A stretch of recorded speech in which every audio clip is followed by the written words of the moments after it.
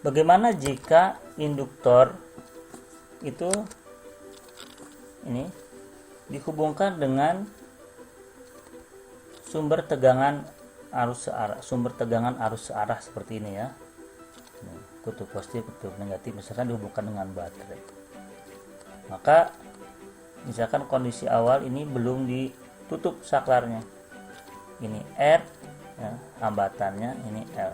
R ini bisa muncul dari hambatan murni dari induktor, karena induktor ini kan bisa kita pandang sebagai suatu kumparan. Kalau bahannya ini misalkan kawat ya, kumparan ini kawat tembaga misalkan, sepanjang ini kan si kawat tembaga ini memiliki hambatan listrik juga ya, sehingga kita bisa tinjau seperti ini. Atau R ini adalah hambatan yang diberikan dari luar ya, hambatan yang lain.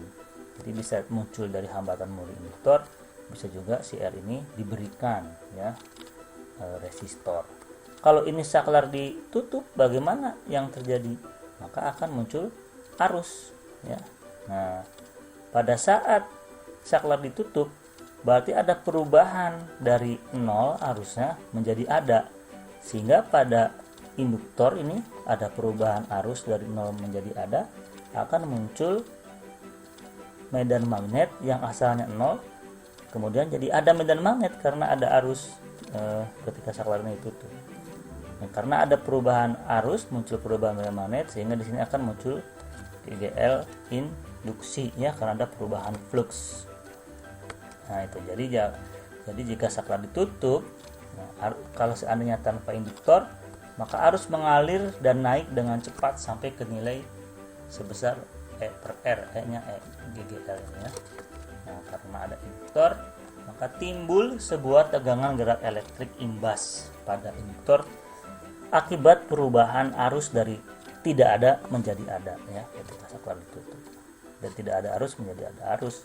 Jadi dari tidak ada medan magnet jadi ada medan magnet, sehingga ada perubahan flux pada saat ditutup tadi saklar itu ya. Nah, dari hukum Lenz ya, tegangan gerak listrik ini, tegangan gerak elektrik atau tegangan gerak listrik kita sebut GGL ini ya, akan menentang kenaikan arus ya dari hukum Lenz. Ini berarti polaritas tegangan gerak listrik, polaritas GGL imbas akan melawan polaritas GGL baterai ya. Jadi di sini muncul GGL induksinya atau bibir imbasnya ke sana ya, menghasilkan arus induksi yang arahnya melawan, sehingga kecepatan arusnya menjadi terhambat oleh arus induksi ini ya, yang akibat dari GGL induksi. Jadi arus di dalam rangkaian mendekati nilai E per R secara asimptotik ya. Bagaimana nilai arus setiap saat dalam rangkaian? Maka kita bisa tinjau ini pada rangkaian itu VAB sama dengan VBC ya. VAB tambah VBC itu sama dengan VAC ya. Jadi VAC ini kan VAC ini sama dengan VA ke B tambah VB ke C, sehingga kita peroleh ini VAB itu IR, ini min EL sama dengan E. Boleh juga kita pakai analisisnya pakai loop ya, misalkan muter ke sana, nah harusnya ke sini, berarti ini kalau arahnya ke sini ya. Boleh juga ya. Nah dari sini maka karena GGL induksi EL itu sama dengan min L DI dt, maka kita peroleh IR ditambah L DI dt sama dengan tegangan baterai. Nah, dari persamaan ini IR plus L DI dt sama dengan E, maka kita bisa tulis ulang ini seperti ini. Jadi L DI dt sama dengan E dikurangi IR, atau DI dibagi E nya IR ini sama dengan 1/L kali dt. Nah, misalkan E epsilon kurang IR ini sama dengan U. Nah, sehingga DU DI sama dengan min R ya, atau DI nya sama dengan minus DU per R. Kalau kita masukkan ke sini DI nya ya, dan E min IR itu adalah U, nah maka DI dibagi E min IR sama dengan minus, nah, si DI nya itu DU per R ya, minus DU per R si DI nya. Jadi DI per E min IR sama dengan minus DU per R dibagi U, karena U itu adalah E min IR, sama dengan tadi 1/L dt. Nah dari sini maka kita peroleh DU per U sama dengan minus R per L dt. Kalau kita integralkan kedua ruas ini, maka diperoleh yang ruas kiri adalah ln U. Nah, dengan memasukkan batasnya U0 sampai U, maka yang ruas kirinya adalah ln U dikurangi ln U0 ya. Sementara ruas kanannya min R per L integral dt itu sama dengan T. Batasnya 0 sampai T, jadi tetap T di sini sebelah kanannya. Bentuk ln U dikurangi ln U0 bisa kita tuliskan sebagai ln U per U0. Seperti ini. Ya, jadi ln U per 0 sama dengan min R per L kali T.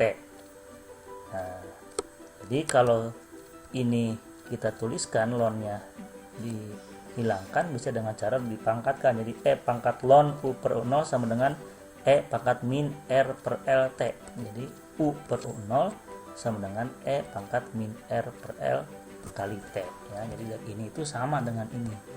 Jadi kalau ada ln, misalkan ln A sama dengan B, maka A sama dengan E pangkat B. Nah gitu ya.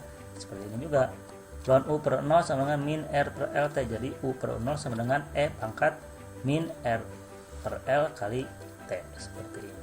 Sehingga kita peroleh U sama dengan U0 kali E pangkat min R per L kali T. Atau U per 0 sama dengan ini dengan memasukkan U0 sama dengan E. Kenapa? U-nya tadi itu yang ini ya, U-nya. Ketika 0, ketika awal, ketika T-nya sama dengan 0 kan belum ada arus ya, jadi I-nya masih 0. Jadi U0 itu adalah U pada saat T sama dengan 0. Pada saat T sama dengan 0 belum ada arus listrik, jadi U-nya sama dengan U0-nya sama dengan E. Nah kalau dimasukkan ke sini berarti kita ganti lagi U-nya E min IR, U0-nya E, jadi seperti ini sama dengan E pangkat min R per L kali T. Nah sehingga E min IR sama dengan E kali E pangkat min R per L T. Nah kalau kita nyatakan dalam I ini, jadi IR sama dengan ini pindah ruas ke kanan sama dengan ini positif kan, kalau pindah ruas ke kanan ini pindah ruas ke kiri jadi negatif.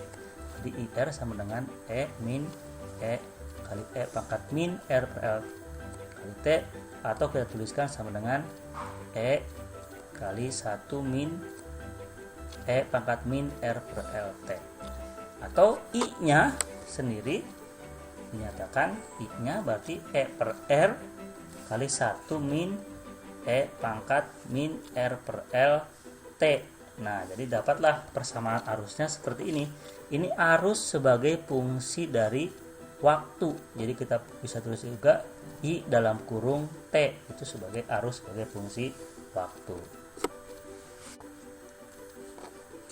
Kembali ke sini, maka kita tadi sudah membuktikan bahwa dari persamaan ini ya, kita peroleh I sebagai fungsi waktu sama dengan E per R kali 1 min E pangkat min RT per L.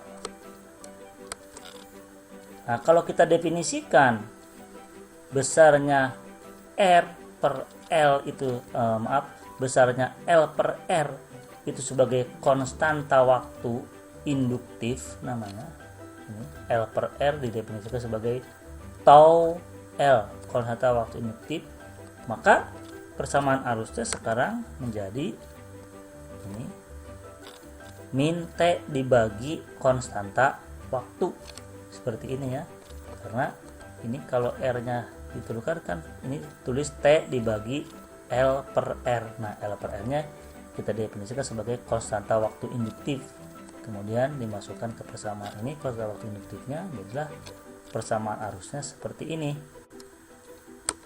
Contoh, sebuah solenoida mempunyai sebuah nilai induktansi sebesar 50 Henry dan hambatannya 30 ohm ya, misalkan. Jika solenoida ini dihubungkan ke sebuah baterai 100 volt, berapa lamakah waktu yang diperlukan arus untuk mencapai setengah dari nilai kesetimbangan akhirnya? Nilai kesetimbangan akhir itu maksudnya adalah ketika T-nya sangat besar ya di sini. Jadi nilai kesetimbangan arus dicapai pada saat T besar sebesar nilai arus itu adalah E per R ya. Jadi berapa waktu untuk mencapai setengah nilai kesetimbangan? Nah, jadi karena nilai kesetimbangan itu adalah sebesar E per R, arusnya sebesar E per R, jadi setengahnya adalah setengah dari E per R. Jadi kapan? Pada saat I nya setengah E per R, pada persamaan arus tadi I sama dengan E per R kali 1 min E pangkat T dibagi konstanta waktu induktif ini ya. Jadi di soal ini mintanya setengah I saat setimbang. Jadi setengah kali E per R sama dengan E per R kali 1 min E pangkat min T per tau L. Tau ini adalah konstanta arus induktif.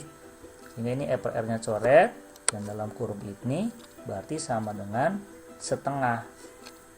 Jadi 1 min E pangkat min T per tau L adalah sama dengan setengah, atau E pangkat min T per tau L, ini kalau ini pindah ruas ke kiri, sama dengan 1 dikurangi setengah ya, jadi sama dengan setengah. Jadi T nya sama dengan tau L ln 2, padahal tau L itu adalah L per R, jadi ln 2 nya 0,69. Jadi T nya sama dengan 0,69 kali 50 per 30. Coba Anda turunkan sendiri ya, dari sini sampai ke sini itu bagaimana ya. Jadi 1 min E pangkat ini sama dengan setengah.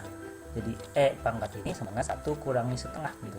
Jadi kalau ln setengah sama dengan ln E pangkat ini. Ya, kalau ini minus, jadi minus T per tau L sama dengan ln setengah. Jadi T per tau L sama dengan ln 2 ya, karena minus kan.